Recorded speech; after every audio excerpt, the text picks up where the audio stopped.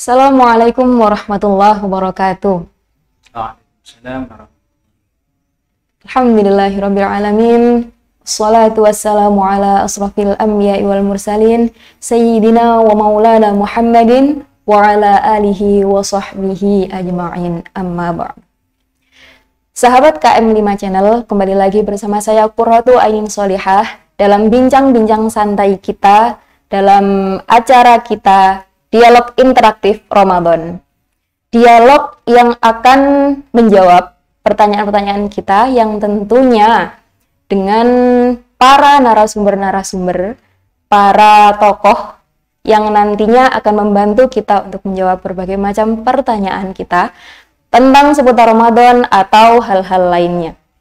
Nah, di kesempatan kali ini, alhamdulillah, kita bertemu lagi dengan beliau. Monggo Ustadz. Assalamualaikum Ustadz. Waalaikumsalam warahmatullahi. Apa kabar Ustadz? Sudah lama ini tidak bertemu. Alhamdulillah. Beliau mungkin ini ada yang sedikit lupa Ustadz. Bagaimana ini kabarnya jenengan? Alhamdulillah. Baik-baik saja dan alhamdulillah selama ini saya melaksanakan puasa dengan lancar. Alhamdulillah. Tidak ada halangan.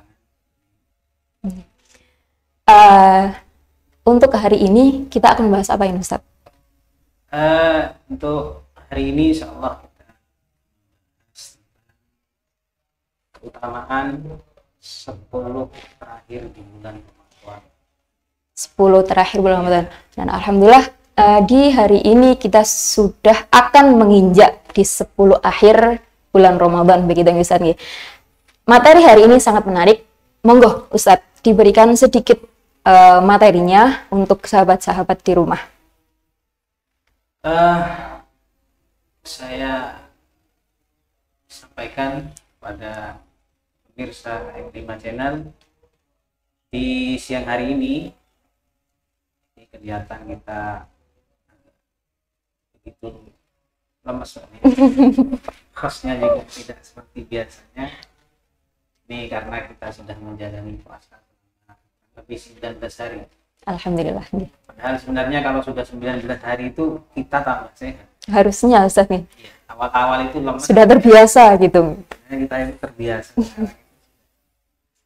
Tapi kurang tahu ya kenapa di hari-hari akhir ini kok malah tambah lemes. Apa tadi malam tidak sahur?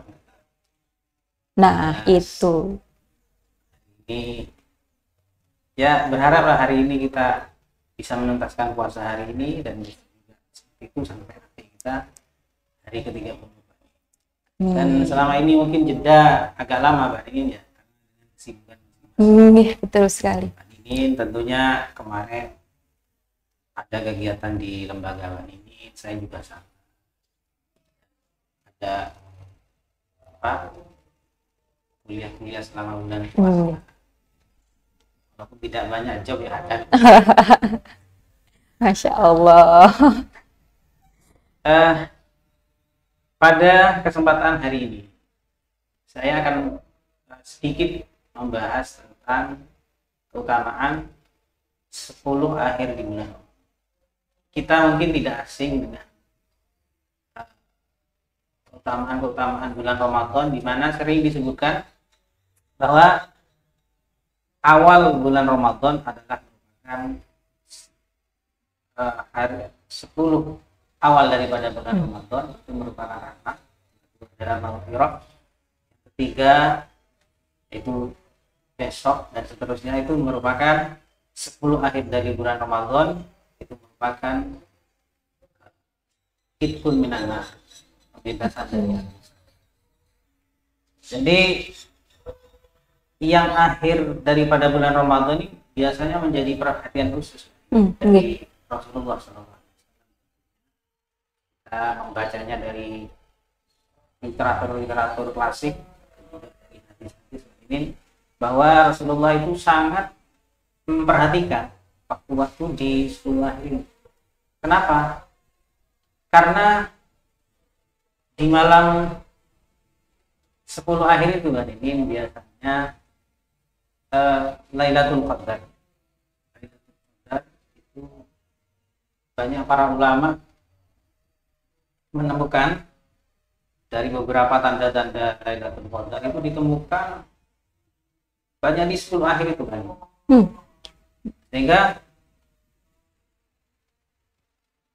malam 10 akhir itu menjadi istimewa bagi para ulama. Tentunya selain dari beberapa kejadian yang mereka alami, beliau alami, juga mengacu pada hadis Rasulullah SAW. Lebih lagi Mbak Nini, kalau 10 hari terakhir itu kita menjelang meninggalkan bulan Ramadan. Ketika kita awal Ramadan, bagaimana rasanya kita bahagia mau sebagian orang malah susah mau menghadapi Ramadan. Yang tidak terbiasa dengan puasa, mereka susah menghadapi puasa. Tapi begitu di pertengahan Ramadan, malah kalau hari-hari akhir seperti ini mau meninggalkan Ramadan eman sekali. Kalau kita rasakan Mbak ini dari kita membuka mata kita, itu dari kita subuh bahkan sampai kita tidur lagi, itu seakan-akan kalau di bulan Ramadan semuanya tidak ada masa-masa yang tidak indah, semuanya indah. Semuanya berlipat ganda, Ustaz. Pahalanya, kalau kita rasakan, kita kalau melaksanakan puasa di bulan Ramadan, tidak ada waktu yang tidak indah. Tidak ada. Kalau saya rasakan dan mungkin teman-teman yang lain. Ketika pagi hari ini kita merasa indah. Menunggu duhur juga seperti itu. Jangankan kita tidur ini. Bekerja itu kalau bulan Ramadan merasa indah. Karena masih ada yang diharapkan apa itu? Ya berbuka puasa. Jadi semuanya merasa indah itu karena kita ada yang diharapkan. Itu karena berbeda dari hari-hari biasanya itu. Ada sesuatu yang ingin dicapai, yang sedang ditunggu seperti itu, Ustaz. Memang keindahan itu dari beberapa faktor, salah satunya yang berbuka. Mungkin selain itu mungkin Allah memang menciptakan hari-hari atau saat-saat di bulan Ramadan itu memang saat-saat yang sangat indah. Itu mungkin Allah sendiri mengistimewakan itu. Terkait dengan 10 akhir bulan Ramadan. Ini kalau di dalam kitab I'anatul Talibin ada 3 amalan yang sangat dianjurkan untuk diamalkan di dalam 10 hari terakhir. Apa saja itu? Satu adalah kita dianjurkan memperbanyak baca Al-Quran. Tentunya ini selama bulan Ramadan kita dianjurkan memperbanyak membaca Al-Quran. Karena Ramadan itu adalah bulan Al-Quran. Kalau bulan Sya'ban dikatakan bulan sholawat, kalau bulan Rajab itu kan bulan istighfar. Kenapa demikian? Karena di bulan Ramadan itu diturunkan Al-Quran. Sehingga betul-betul dianjurkan membaca Al-Quran. Dan menurut pendapat Imam An-Nawawi, kalau baca Al-Quran yang utama itu kalau 10 akhir itu dianjurkan malah di akhir-akhir malam. Di akhir malam berarti menjelang subuh, menjelang sahur gitu, Ustaz. Bisa sepertiga akhir malam ya. Dianjurkan akhir-akhir malam. Atau kalau siang dianjurkan setelah subuh, berarti awal siang. Itu menurut pendapat Imam Nawawi, kita dianjurkan memperbanyak Al-Quran. Ada waktu-waktu tertentu yang memang sangat dianjurkan, yaitu di awal siang atau siang di awal hari. Kemudian yang kedua ini itu iktikaf. Iktikaf ya. Iktikaf itu berdiam diri di masjid. Jadi kita dianjurkan memperbanyak iktikaf. Iktikaf itu hanya bisa terjadi di masjid. Tidak ada iktikaf selain di masjid. Jadi kalau iktikaf yang pastinya di masjid. Bagaimana kalau iktikaf di rumah? Bagi orang perempuan, memang ada yang mengatakan kan kalau sholat lebih utama di rumah. Terkait dengan misalnya kepingin iktikaf ini, ada solusi bagi orang perempuan atau bagi orang yang jauh dari masjid. Ada di sebuah keterangan di Asia Sarwani atau Yubi dikatakan kalau kita punya sejadah ya, punya sejadah. Kemudian sejadah itu diniatkan wakaf masjid. Wakaf masjid. Iya. Kenapa diniatkan wakaf masjid? Supaya kita bisa itikaf di sejadah itu. Maka itu bisa ini, tapi dengan syarat sejadah tadi dipaku di tempat atau di lantai ya, dipaku, kemudian diniatkan masjid supaya itu. Ada sebagian ulama yang mengatakan boleh seperti itu.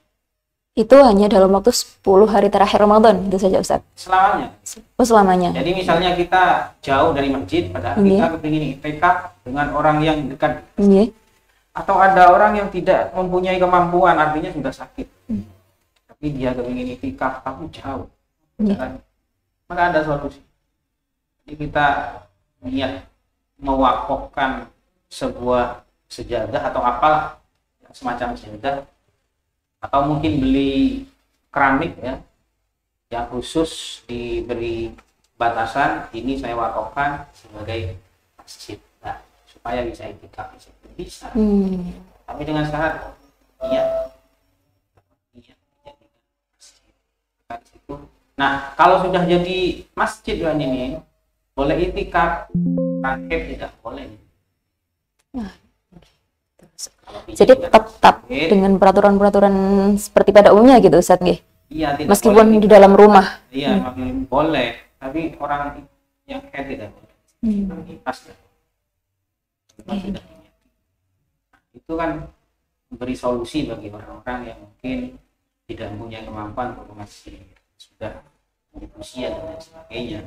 Definisi dari Islam itu sangat mudah itu tadi Ustaz nggih. Insya Allah seperti itu. Kemudian yang ke berapa ini? Yang kedua. Yang ketiga yaitu memperbanyak sedekah. Ini yang ada di Anatul Talibin seperti itu. Memperbanyak sedekah. Jadi bulan Ramadan itu segala amalan itu dilipat gandakan. Nggih.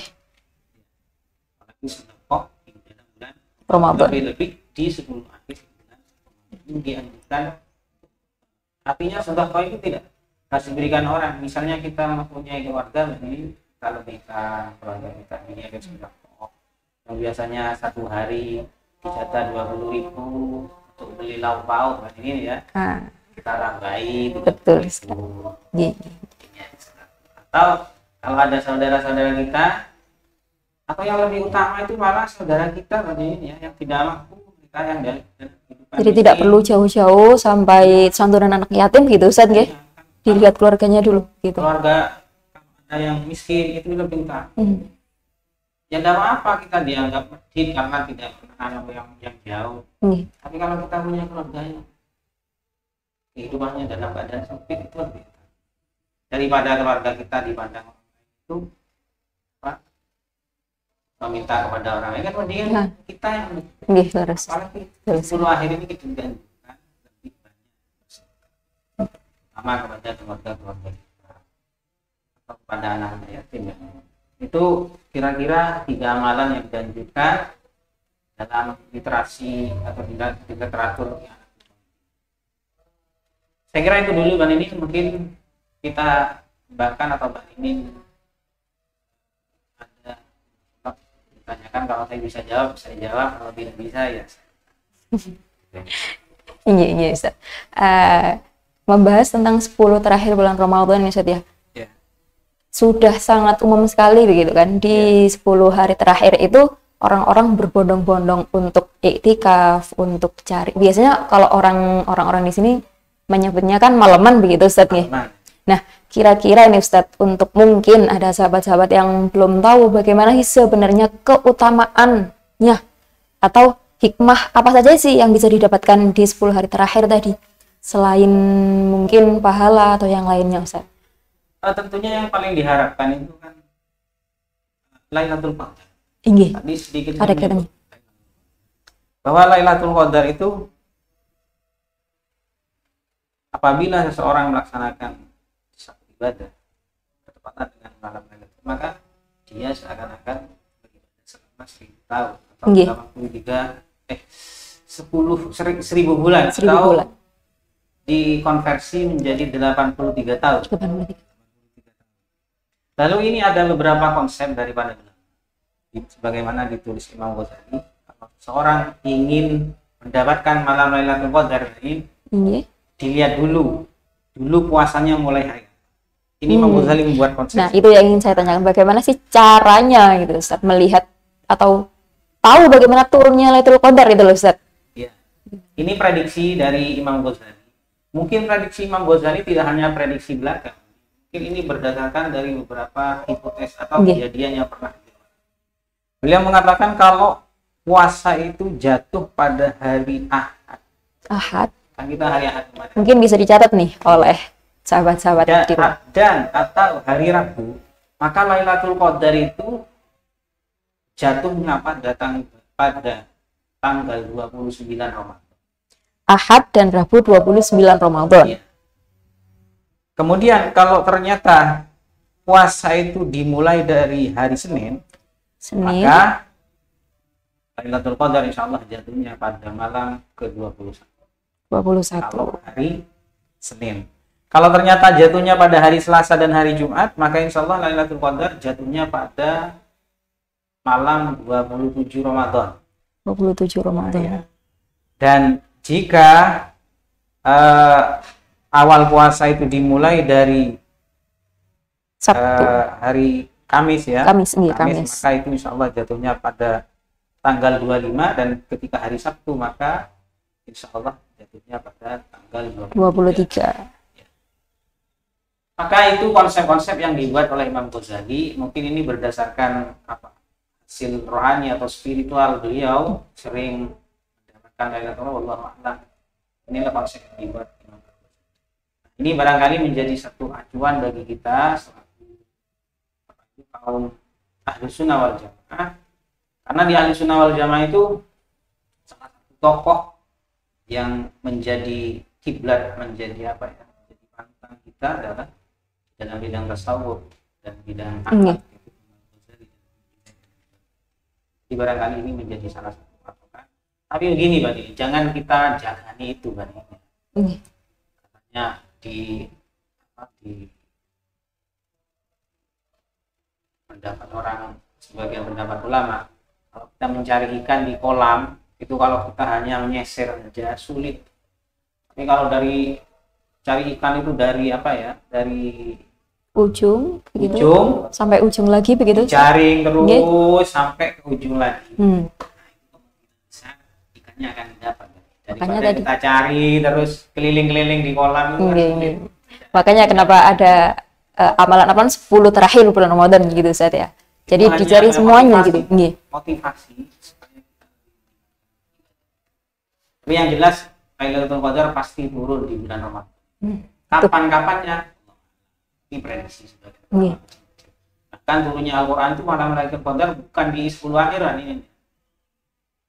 Kadang-kadang orang tanya, kenapa kita yang dimotivasi itu di 10 akhir, padahal Al-Quran sendiri jelas-jelas turunnya di malam Lailatul Qadar dan itu jatuhnya 17. Itu artinya kita tidak boleh jaga di 10 akhir kan.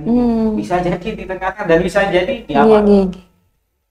Makanya kalau kita itu dimotivasi dari awal sebenarnya mencari Lailatul Qadar itu harusnya dari awal. Makanya perbanyak begitu Ustaznya. Saya kira itu dulu Mbak Dini. Nah, berbicara tentang Lailatul Qadar, tentang iktikaf juga nih Ustaz. Biasanya kan orang-orang berbondong-bondong dengan cara iktikaf begitu Ustaz. Nah, kira-kira selain membaca Al-Quran, apa saja ini Ustaz amalan-amalan yang bisa dikerjakan? Paling tidak harapannya untuk bisa dapat Lailatul Qadar gitu Ustaz. Ya, ini. Iktikaf itu kan bisa terjadi di masjid. Ketika kita masuk masjid ini dianjurkan jangan tahiyatul masjid. Tahiyat itu artinya penghormatan. Kita menghormati masjid itu dengan cara sholat. Jadi kita menghormati masjid ketika kita sampai ke masjid jangan langsung duduk. Dianjurkan untuk sholat. Maka ketika suatu saat Rasulullah khutbah itu ada seorang sahabat masuk kemudian langsung duduk karena mungkin prediksi kita itu sahabat itu ini sudah khutbah langsung duduk. Rasulullah disuruh berdiri melaksanakan sholat. yang ringan sholat tahiyatul masjid. Itu artinya begitu pentingnya tahiyatul masjid itu. Sehingga waktu khutbah pun Rasulullah menganjurkan sholatnya untuk tetap tahiyatul. Nah, sebelum itu kan mestinya kita niat iktikaf. Terus apa yang kita lakukan? Baca puji-puji Allah. Misalnya orang yang sudah sepuh, warta, baca Al-Quran sudah nggak kelihatan, ya baca semampunya lah, subhanallah. Baca sholawat dan lain sebagainya. Kalau bisa jangan sampai ketika di masjid itu kita kosong, duduk dengan dengan tangan kosong. Bisa kita perbanyak zikir, bisa terserah sholawat, apa tasbih, apa tahlil dan lain sebagainya. Lebih-lebih kan Mbak Nin ya, lebih-lebih kalau di bulan Ramadan itu kan kita ada tarawih Mbak Nin ya. Nggih, tarawih. Kalau kita tarawih kan 20 rakaat. Ada yang 8. Ikuti kan 20. Nah, itu alangkah baiknya ini kalau salat witirnya itu kita laksanakan nanti ketika malam hari lebih baik.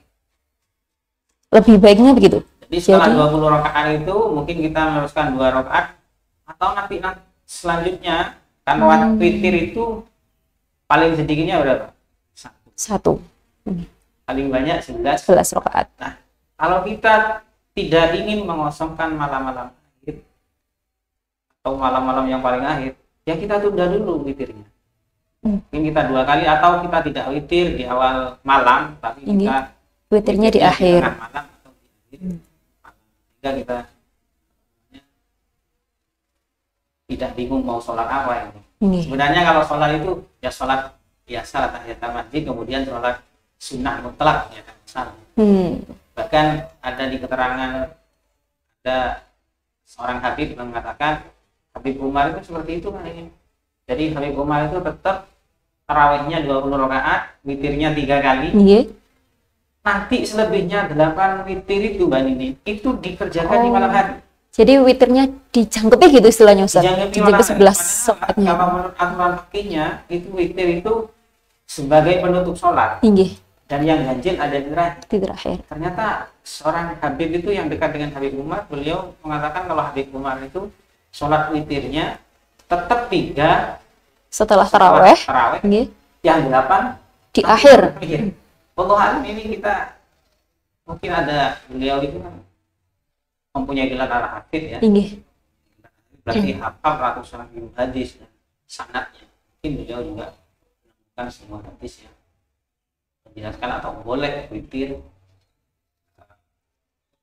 setelah di akhir malam itu. Laksanakan witir di awal yang belum selesai sampai 11, kemudian selanjutnya harus.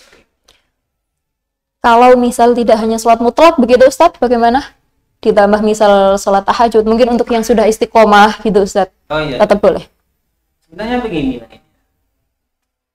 sholat tahajud itu sholat yang dikerjakan setelah orang tidur. Sholatnya ya biasa mutlak, sholat sunat mutlak. Nah itu namanya tahajud, karena tahajud itu syaratnya harus tertidur. Jadi kalau setelah tertidur sholat apapun itu juga dikatakan tahajud. Oh begitu. Iya. Jadi tahajud itu sebenarnya sholat yang dikerjakan setelah tidur. Sholat apapun itu yang dilakukan setelah tidur, setelah isya itu namanya tahajud. Meskipun sebenarnya menurut guru saya ada niat usul sunat tahajud enggak? Karena sunat tahajud itu ya sholat sunnah yang dikerjakan setelah isya, orang syaratnya setelah tidur nih. Nah itu kan syaratnya setelah tidur Ustaz nggih. Kalau biasanya orang iktikaf itu kan ada juga yang dari maghrib sampai nanti setelah subuh itu masih nggak tidur gitu Ustaz. Bagaimana itu? Kalau nggak tidur ya tidak dikatakan tahajud. Gitu berarti. Walaupun sholatnya jam 3 malam, malam tapi belum tidur sama sekali. Tidak. Yang dia mulai mungkin begitu aja. Tapi bukan tahajud. Karena tahajud harus tidur. Kriyep saja itu sudah bisa dikatakan tahajud. Tidak harus dia ngorok. Pokoknya dia yang tertidur gitu Ustaz. Tertidur sudah bisa. Nah, Ustadz, selain ini Ustadz, selain iktikaf tadi, ada lagi nggak kira-kira Ustadz? Yang spesial gitu di 10 akhir Ramadan gitu Ustadz? Tadi kan iktikaf, yang bacaan Quran gitu. Tinggi. Dan itu yang saya kutip tadi, dari mungkin 3 relatif ya banyak sekali, tergantung apa namanya, mungkin di literasi yang lain, literatur yang lain mungkin ada yang ketiga itu. Sementara itu dan kita dianjurkan dan ini ya selama bulan puasa, kalau kita puasa jangan lupa zakatnya. Ini biasanya zakat ini bisa Bisa, betul. kita sudah melakukan puasa dan ini setelah kita hari pertama melakukan puasa, maka itu termasuk waktu yang jawas, waktu yang diperbolehkan untuk membayar zakat.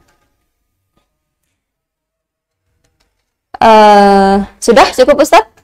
Saya kira itu dulu Bang. Itu dulu. Kita insya Allah barangkali bisa Nggih.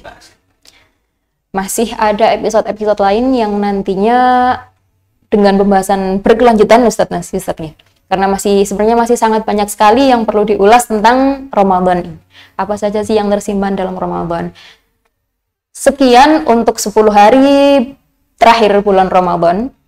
Bagaimana nanti yang akan kita bahas selanjutnya di episode-episode selanjutnya, tetap nantikan dan tetap tonton terus, pantengin terus channel KM5 ini ya teman-teman ya. Oke, sekian dari kami Ustadz nggih. Kita bertemu lagi di episode selanjutnya, tentunya dengan pembahasan-pembahasan yang lebih spektakuler lagi tentang Ramadan terutama. Terakhir dari saya, terima kasih. Semoga Ramadan kita kali ini berjalan dengan lancar, puasanya lancar, berkah juga terus mengalir. Akhir kalam, Assalamualaikum warahmatullahi wabarakatuh.